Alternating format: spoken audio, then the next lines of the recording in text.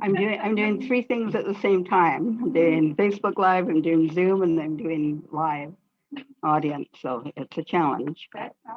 We'll see.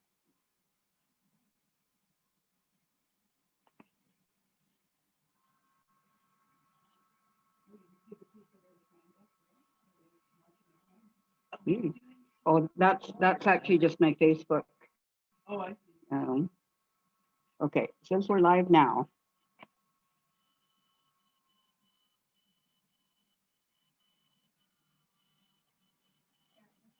Okay. All right. All right. So I think I can. I think I can minimize this. There. Okay. Wow. Aren't we techie? So, so hello to everybody watching. You're either watching us on Zoom, or you could be watching us on Facebook Live, which I think we actually managed to get right this time. And I have 13 people in the room with me, socially distanced. And so we're doing this three different ways today. Hopefully we've got it right this time. So today's topic is Williamson's Lake. Everybody loves Williamson's Lake. It's our local swimming hole, and everybody has memories of it. The first big question is it Williamson's Lake or Williamson Lake? Because if you go out to Williamson's Lake now, the sign on the road and at the lake says Williamson Lake.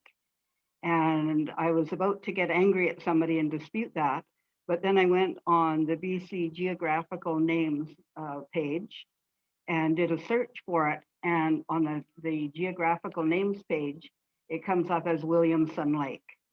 So that's the name that's official on the government site. But how many here call it Williamson's Lake with the apostrophe S? How many of you call it Williamson Lake? Okay, so the people who live next to it call it Williamson Lake. Everybody else calls it Williamson's Lake. So that's a little dispute, but I'm going to continue to call it Williamson's Lake because that's what I've always called it. And that's how it shows up in the early records as well.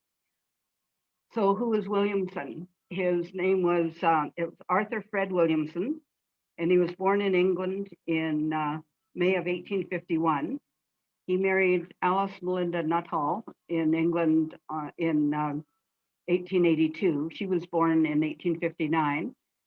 They were married in Lancashire, England, and they came to Canada in 1887.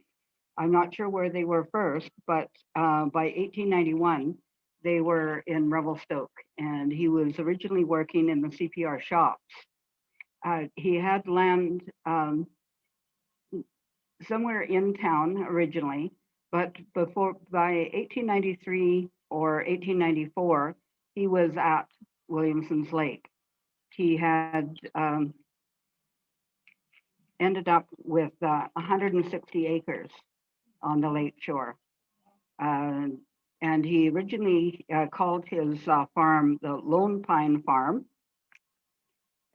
after a solitary lofty pine tree that grew in the center of his farm. We actually have these little sketch maps of Williamson's Lake, and these were in the documents of the C.B. Hume Company records, because the Hume Company eventually ended up buying the property. But it's interesting, you can see my pointer's not working anymore, but you can see the lake, and from the north end of the lake, there's a stream coming in that's called Collings Creek. North from that, you can see Hayes Creek, which would flow through the property where Hay Road is now. That the Hay family had a farm up there.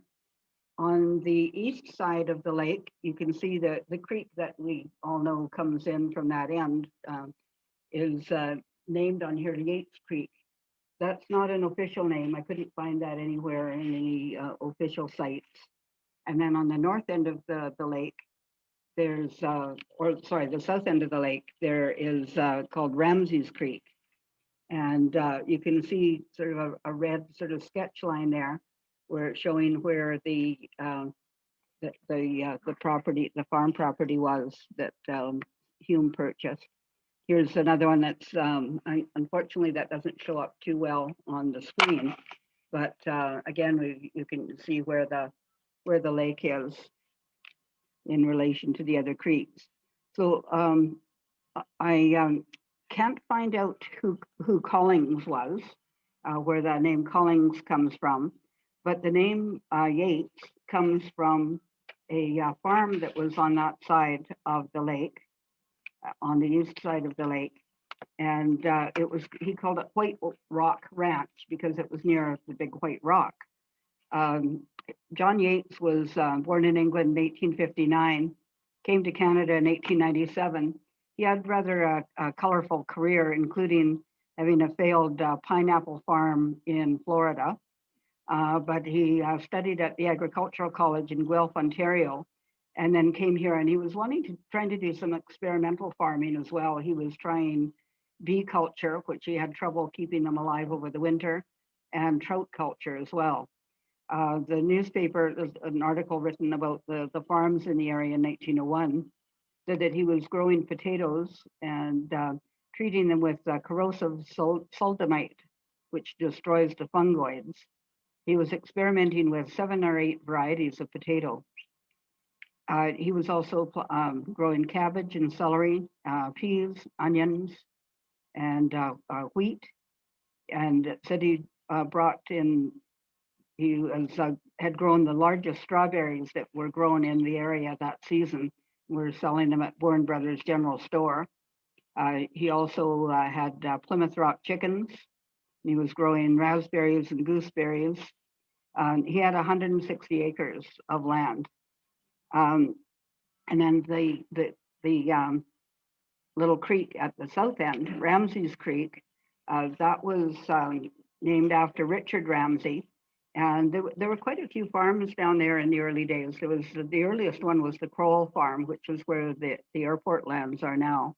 But the Richard Ramsay called his farm Fedora Farm. And he'd been down there since 1891 as well. He had 160 acres, and that it was occupying the basin of the creek, which formed the outlet of Williamson's Lake. So and on that map was named Ramsay Creek. He had 10 acres cleared and cultivated with timothy hay, potatoes, strawberries, and other vegetables. I'm going to skip forward a little bit because I've got, this is photographs showing the south end of the lake. And in 1936, the property was purchased by Bill and Mary Bailey. And they purchased the land for $1,500 and then purchased 2 Clydesdale horses, which you can see here for $1,600. So the horses were $100 more than the land. But of course, Clydesdales are great working horses. And there's a picture showing their plowing on their farm in the 1940s. So they had that property for many, many years. It was just sold in the last few years. I'm just going to skip back a bit. So this is a photograph that was taken showing the lake from Mount Revelstoke in 1920. It was from an Emma Roberts photograph. And then I cropped it so you can see the lake a little bit closer there. And you can see that there's certainly a lot of agricultural land surrounding the lake. You can really see the shape of the lake in this photograph. So Williamson, as I said, had his farm there, and said there was an article in 1901 that described it, saying, "Where once stood a dense forest, he has carved out a nice home, and has now over 12 acres under cultivation. He had 1 acre of strawberries planted. And strawberries were one of the major crops in Revelstoke for a long time. There was a lot of strawberry farms in town. That a stream flows over the property adjacent to the home, and water for irrigation comes from it. They had several fruit trees planted, and was also had off and on had dairy cattle on the farm as well. He the previous year he had cultivated 14 tons of clover hay, and it was said to be one of the finest seen in the district. And he had 2 acres in oats. He had several outbuildings, 11 head of cattle, poultry, and between 11 and 30 hogs at any one time. So that is Williamson and his wife Alice. They adopted a son named Lloyd, born locally, and they adopted him. In 1907, Mrs. Williamson married Albert Bennison, and the boy took the name Bennison, Albert Bennison. Their marriage certificate in 1907 indicates Albert Bennison was a bachelor, and for the status of Mrs. Williamson, it says both widowed and divorced. So I'm not sure exactly what happened there, but in any case, she became Mrs. Bennison. And the bakery that's now Modern Bakery was it was a city bakery owned by Williamson and then later by Bennison. It became Bennison Bakery in its earlier days. So this was the start of Williamson's Lake, and there were some early bridges built over the Illecillewaet River. There was a bridge as early as 1894. Before that, they were using the railway bridge and boats to cross. There was a note from December of 1894. It said, Mr. A. Williamson drove into town from his Illecillewaet ranch on Monday with a small load of potatoes. He drew the potatoes across the railway bridge on a hand sleigh and forded the stream. There were various roads down there as well, some better than others. In 1901, it mentioned that Williamson completed a new road into the ranches on the terraces south of the Illecillewaet. The government contributed only $15 to the work, and Williamson paid for the rest himself.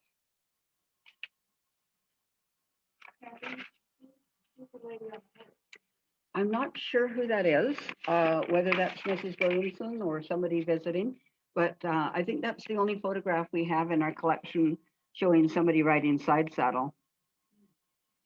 We do have a side saddle in our collection, in our artifact collection. I'm assuming that the man standing there is Mr. Williamson, and I'm assuming that the woman and child are Mrs. Williamson and Lloyd Williamson Bennison, but I'm not entirely positive.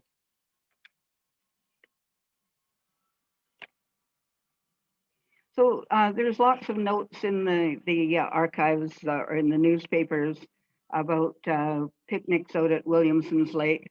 There's another photograph. Was taken around 1912. It was from a little booklet of Revelstoke that appeared about that time. And you can see just up on the bank there, you can actually see the farmhouse and some of the buildings in the trees. But there was a note in 1897 that on Dominion Day, one of the activities that was going on to celebrate Dominion Day, which we now call Canada Day, was a free picnic at Williamson's Lake. And there were buses or horse and cart buses leaving for the picnic from the CPR station at 8 o'clock and 10 o'clock in the morning. So if people were being able to get free transportation out there. In July of 1898, it mentioned the public school was having their end of the year picnic out there. This is an interesting one. May 27th, 1899, they had a newly formed bicycle club in town. And it said a number of bicyclists made the run to Williamson's ranch last Sunday, but found the road in bad order and several accidents were encountered. In July 1905, there was a mention of a high school picnic. And of course, the high school then was where the old school eatery and Jones Distillery is now. That was the, it was, I'm wrong. That building wasn't built till 1914, but the original high school was on that same block of property. But the Mr. Fleming, who had a horse and cart draying service in town, he picked the kids up at the high school at 9:15 in the morning And in the article, it said within an hour, the hill overlooking Williamson's Lake was reached. The contents of the conveyance were discharged, and then a rush was made for the rendezvous. The boys were swimming, and they made rafts for the girls, because girls didn't swim publicly back then. There was also a note in 1905 in the newspaper saying that somebody had gone to the Williamson's property and stripped all of the blossoms off of his lilac trees and then had destroyed the trees. And Williamson said that if anything like that occurred again, he would block access to the lake. So there was vandalism even back then. So a nice shot showing the south end of the lake. And again, there's flip by those. So Williamson's Lake was undeveloped for many years. There were kind of just some rough docks and rafts made on the lake, but it in the early days it wasn't developed. This is a photograph from the Emma Roberts album showing a group of rafters on the lake, and her photographs were mostly from around 1920. And you can see the men are wearing bathing suits that cover their chest. And there's one woman sitting on the raft. You can see she's wearing a bathing cap and she has sleeves on her bathing dress. And a couple of other pictures of people rafting on Williamson's Lake. And I especially like this one because look at how they're all dressed. It wouldn't be good if they fell into the lake fully clothed like that. Even the man has a suit and tie on. Yeah, it's not a not a very seaworthy raft there.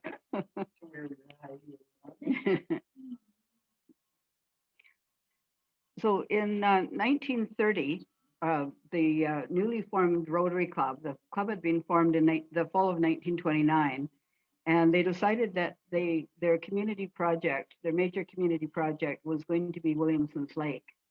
And they decided that they would develop it and start to put some proper facilities into the lake. And so they would, and even before the lake was developed, they started having the annual swimming and diving meets, or well, swimming at that time because there was no diving.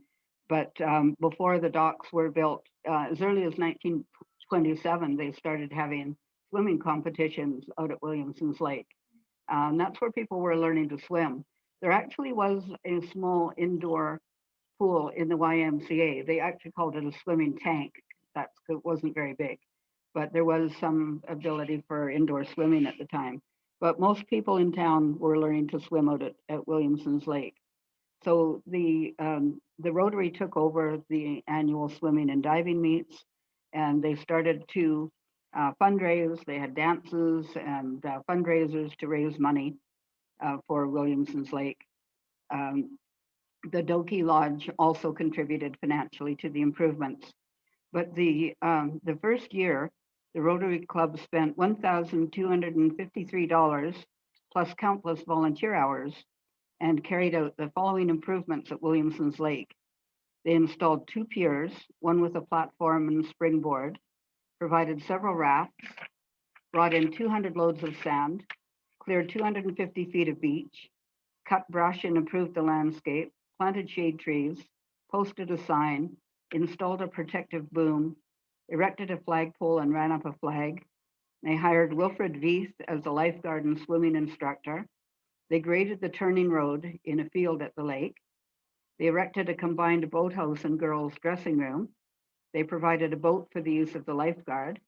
They provided a life preserver and cork float for children, erected a wire fence around the new driveway at the lake, placed a gate and turnstiles to eliminate car congestion at the top of the bench along the lake, placed 3 picnic tables and 2 benches, and they took over the sponsorship of and organization of the annual swimming and diving meet. At their 1930 meet, which this picture could be of, I'm not positive, but at their 1930 meet, they had over 800 people in attendance, and several local swimming records were broken that year. They also had, as well as Wilfred Veith, they also hired Miss Lulu Rutherford, who was the sister of Ruby Nobbs, as a swimming instructor and lifeguard as well at the lake. And it was mentioned, didn't find the details on that, but that first year that she worked out there, she was credited with saving a life at the lake. So that was a lot of work that they did. You can see some of their work here. This picture was taken in the 1930s, and you can see on the left, you can see the dock and their little diving platform. You can see the booms that they created for swimming and some rafts out there. And then, of course, across the lake, you can see what was always known locally as Big Rock and Little Rock, where people would swim to. It was pretty cool. It was, and it's, say it, it's been the everybody who grew up here definitely spent a lot of time down at Williamson's Lake as kids. And I think everybody has their own stories about their. Yeah, everybody, even like my daughter growing up, she was down there, and the kids now. It's always been our community swimming hole. In 1931, they built a ladies' bathhouse, and the Pratolini brothers built the bathhouse. They brought in more sand and raked and cleaned the beach, and graded the terraces above the lake shore, and planted sod on the slope. They installed cribbing logs at the base of the slope to prevent erosion, purchased another boat for the lake, and they removed dangerous obstructions from the bottom of the lake. They, in the early years as well, by the 1930s, they started stocking the lake with fish, and they continued to do that for many years. In 1933, they erected another dressing house for men and boys at a cost of $346. But then when it was built, they decided that it was much nicer than the girls and women's dressing room. So they gave the girls and women the new dressing room that had been built for the boys, and gave the boys and men the old dressing room. They also had a boathouse there as well. So by the April of 1933, the club had spent $2,697 in improvements. So they're putting a lot, and they were doing like dances and plays and all sorts of fundraisers to fund Williamson's Lake. It was really the major project. In 1933, Ted Morgan was hired as the lifeguard. In 1937, they were continuing with their work, and there was a cute little article in the newspaper. It said, visitors at Williamson's Lake on Wednesday were amazed to see a bank manager, a druggist, a dentist, a lawyer, the theater proprietor, the jeweler, CPR officials, and local merchants and professional men in shirt sleeves and overalls, trying manfully to swing shovels and rakes in the approved manner. And they had 3 trucks hauling in gravel. Newspaper went on to say, it would have gladdened the heart of anyone accustomed to this kind of work to see the businessmen trying to keep their brows mopped between shovelfuls. As is usual in this kind of work, there was great competition for the position of truck driver. In 1936, there was a really big deal in Revelstoke. There was a film company from England called Gaumont British Pictures, which was in town filming a movie that became The Silent Barrier. And it's a highly fictionalized story of the building of the Canadian Pacific Railway. And there was a lot of filming done in Revelstoke. They were filming on the top of Mount Revelstoke, at Three Valley, at Golden, south of town, so all over town. The star of the movie was a man named Richard Arlen, who was a kind of a B-list Hollywood actor at the time. If you look him up on IMDb, he did a lot of work, but it was mostly not A-list movies.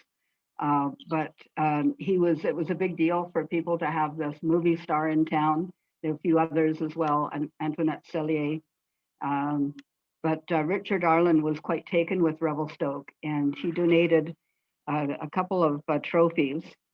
I've probably got my slides out of place here, but this was the trophy that he donated.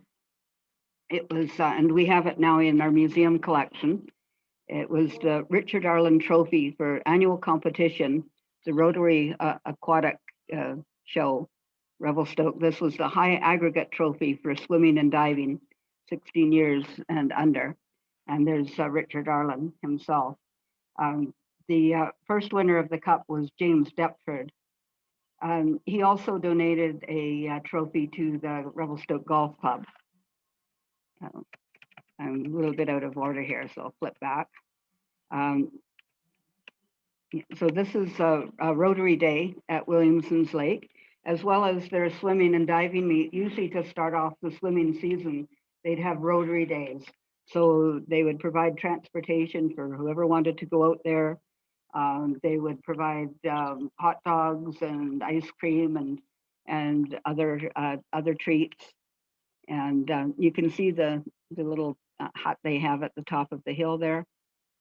And everybody in for a swim.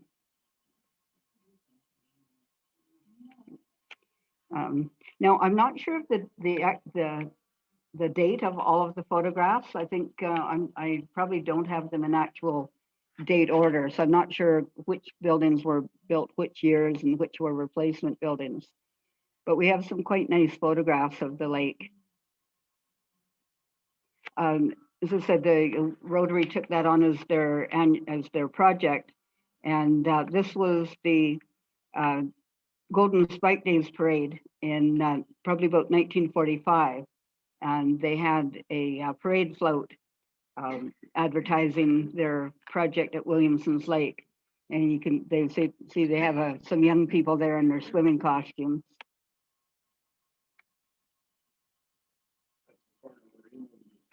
Yeah, that empty lot. Yeah, so the empty lot is where Emo's restaurant is now. This nice photograph overlooking the lake, and you can see some of the improvements that they'd made. I'm guessing this is probably 1940s.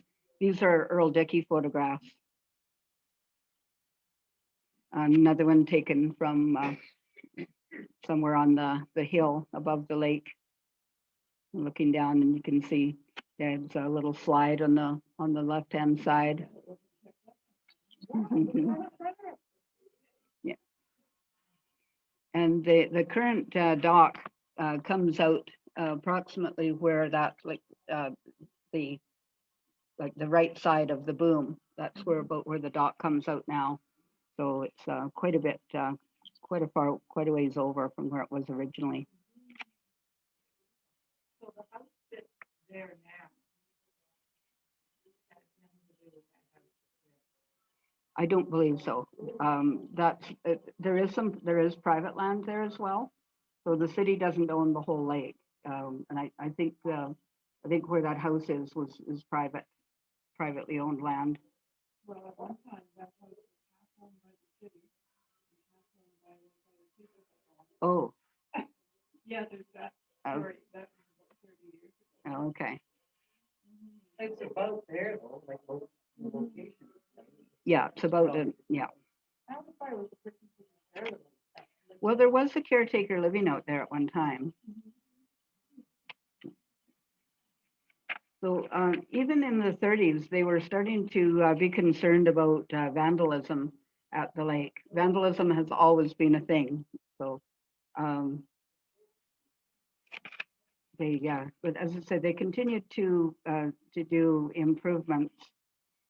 In 1 year in the 30s, that there was benches along the shore were partially destroyed and used for firewood, and broken bottles were constantly having to be cleared off of the beach.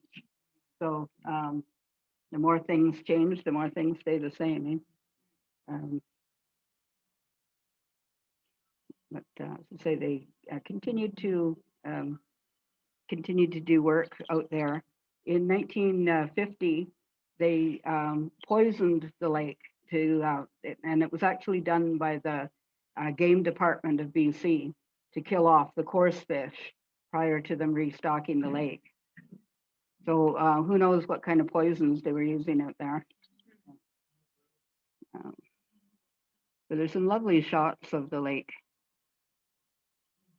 I like that the deck is on edge. It's a really beautiful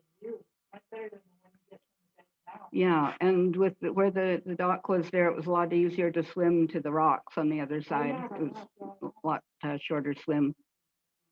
These are all photographs by Earl Dickey, who's a really beautiful photographer. A lot of people jumped off that diving tower. This is a photograph by Earl Dickey taken in 1941.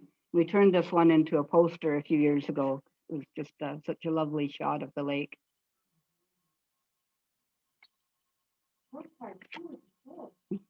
Yeah. Yeah, we've definitely talked about postcards. I like this view of the diving tower too, and showing the bank of the lake, or not the diving tower, the slides. Yeah, yeah, that's not the diving tower. That's the slide into the lake. This one little colored postcard, hand colored postcard, probably around the 1940s. Another Dickey photograph. And this one was dated 1942.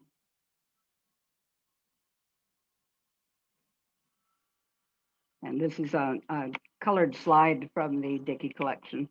And you can see somebody is right in mid-dive on that one.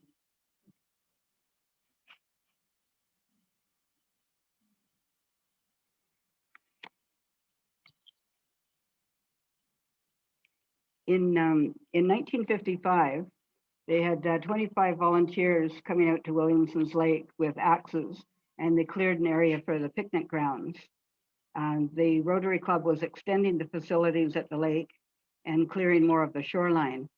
That time they were planning to add a trailer park and picnic grounds with full facilities of light, power, and water, and add in tables, benches, camp kitchens, and barbecue.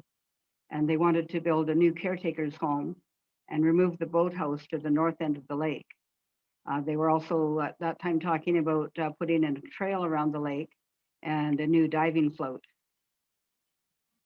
So it was around that time that the first campground went in at the lake. In 1957, it was noted that there had been considerable improvements made to the lake. And they especially noted John Middleton, who's a local carpenter, and Bob Beach, who'd done a lot of work out there. So the group of young children on 7th Street organized a concert and raised $1.50, which they gave to the Rotary for Williamson's Lake. And in June of 1957, they awarded a contract to construct 2 concrete block bathhouses at the lake to Revelstoke Builders Supply Limited. They were to include modern sanitary facilities to meet the requirements of the Public Health Department.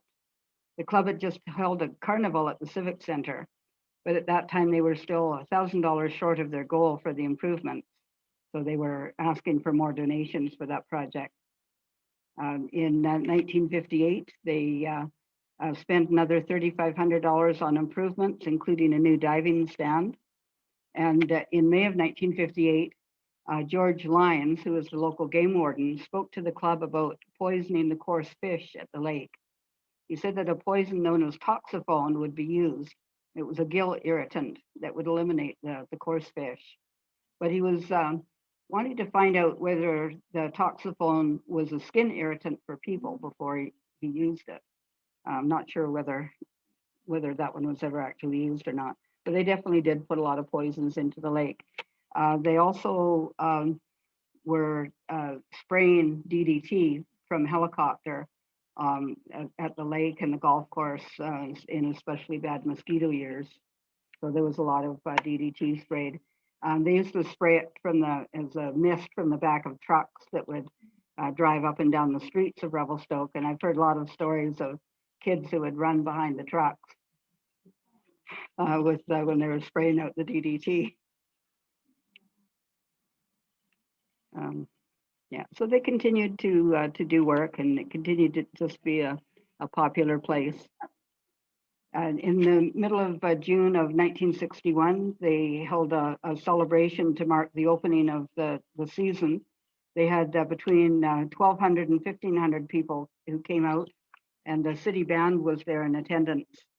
Mayor Walter Hardman officially opened the lake for the year, and a couple of local kids, June Venuti and Omer Payer, gave a diving exhibition. Omer Payer was not a child. He was actually the principal of the Arrowhead Elementary School. They had 2 new diving boards in use that year. And the club was planning new facilities, including a community kitchen house and a new caretaker's house. They also plan to supply 2 new rafts and to re-roof the boathouse and bathhouses. The photograph from the Jowett family. We've got a few photographs that they took out at Williamson's Lake. And yeah, that's a really good shot of showing the diving tower. And you can see the railing along the dock. I was looking at the photographs yesterday, and there was one that I didn't use in the show, but it actually shows the dock without a railing on it. But everybody I've talked to just doesn't remember it without a railing. They just remember it always having a railing on the side.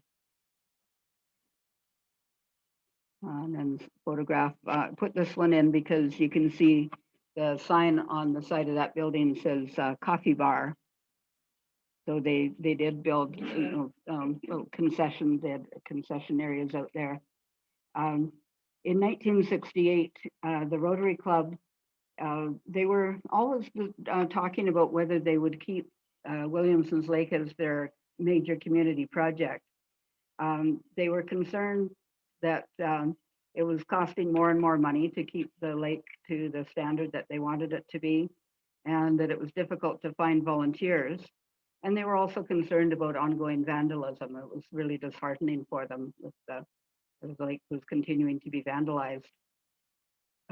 Alderman Don Gillespie at that time was the chairman of the Williamson's Lake Committee, and he led the campaign to keep the lake project. And so the Rotary Club agreed to do that. They held a big carnival on Mackenzie Avenue that year to raise additional funds for the lake. And in 1969, it was noted that 200 kids took swimming lessons at Williamson's Lake during the summer. Because the outdoor pool in town, I think it wasn't open until 1971. So up until that time, Williamson's Lake was still where kids were learning how to swim. By the 1970s, the Rotary Club wasn't able to really keep up their commitment to the lake, and eventually it was taken over by the city of Revelstoke, and the lake area is now owned. Lake and beach and campground area are owned by the city of Revelstoke, and they're contracted out each year to a contractor who runs the lake and runs the campground. Ken and I were out there yesterday evening. The lake was quite beautiful and took a few photographs. So this is the dock that's there now. It's quite springy when you walk on it. And as I say, it's quite a bit farther south than the original dock was. And they don't have a boomed area for swimming anymore.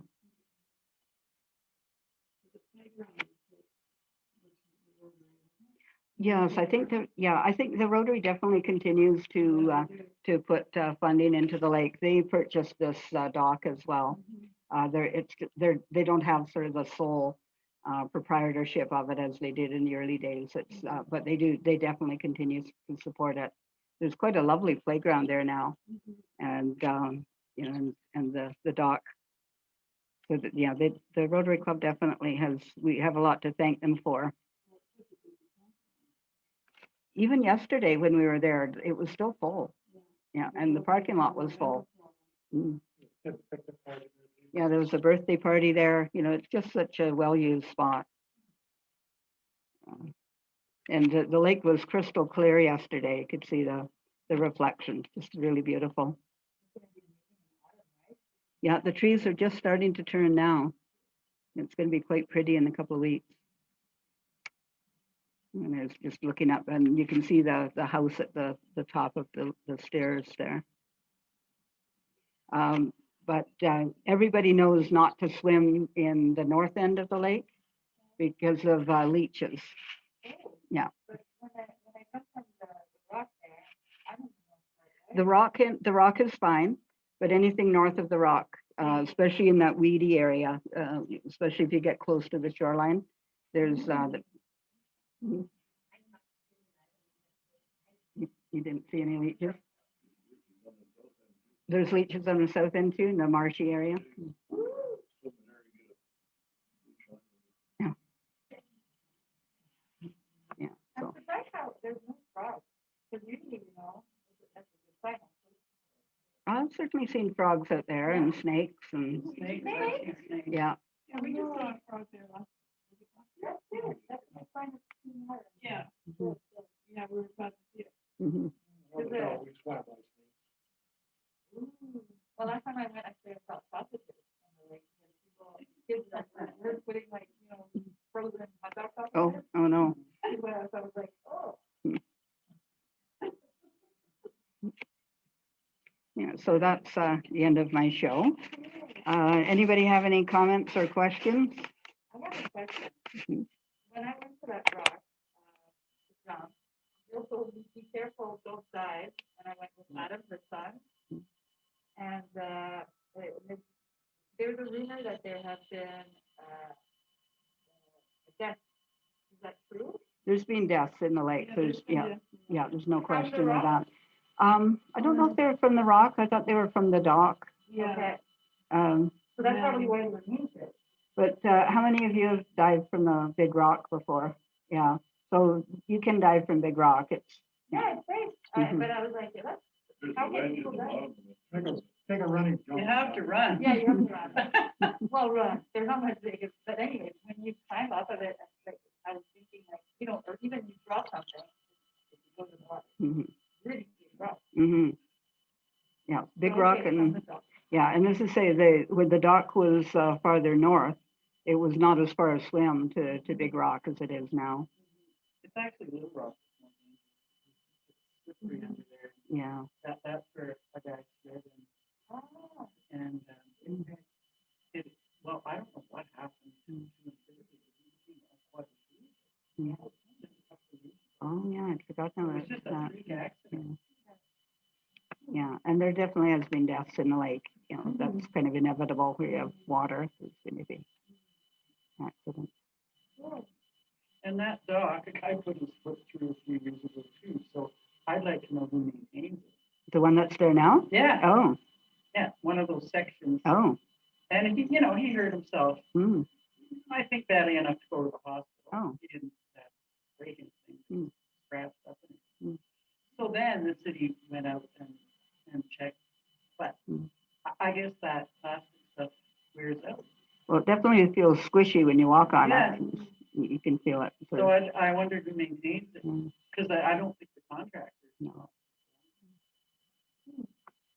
Yeah, but- We could start a rumor if you want.